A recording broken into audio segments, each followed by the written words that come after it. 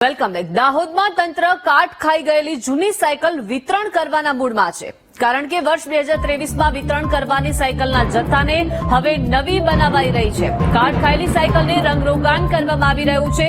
મહત્વનું છે કે સંજેલી કન્યા વિદ્યાલયમાં પડી રહેલી સાયકલનો જથ્થો મળી આવ્યો છે અને જાડી ઝાંખરા વચ્ચે 2000થી વધુ સાયકલનો જથ્થો સમારકામ કરવામાં આવ્યું છે। જૂની સાયકલ વિતરણ કરવા અંગેની ચર્ચાએ જોર પકડ્યું છે।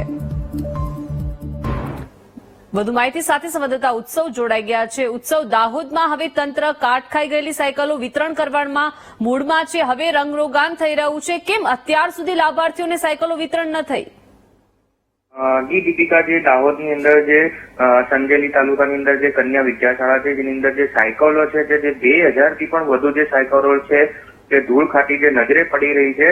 જે વર્ષ 2023ની અંદર જે આ સાયકલો છે તે વિતરણ માટે લાવવામાં આવી હતી, પરંતુ ક્યાંક ને ક્યાંક તંત્રના અભાવના કારણે જે તંત્રની ભૂલ કહેવાય કે હજી સુધી સાયકલ આપવામાં આવી નથી ને જ્યારે 2024ના અંતે જ્યારે સાયકલ આપવામાં આવી રહી છે ત્યારે તેને જે ભંગાર સાયકલો કહી શકાય કે ભંગાર સાયકલોને ફરીથી રંગારોન કરીને જે નવી બનાવીને કાટ થયેલી સાયકલોને આપવામાં આવી રહી છે। જો સંજેલી જે કન્યા શાળા છે તેની અંદર જે સંજેલી ગામમાં પણ આ જે ચર્ચા છે તેને જે જોર પકડ્યું છે કે તંત્રએ જે 2023ની સાયકલ છે તે 24માં રંગારોન કરીને આપવાનું કારણ શું?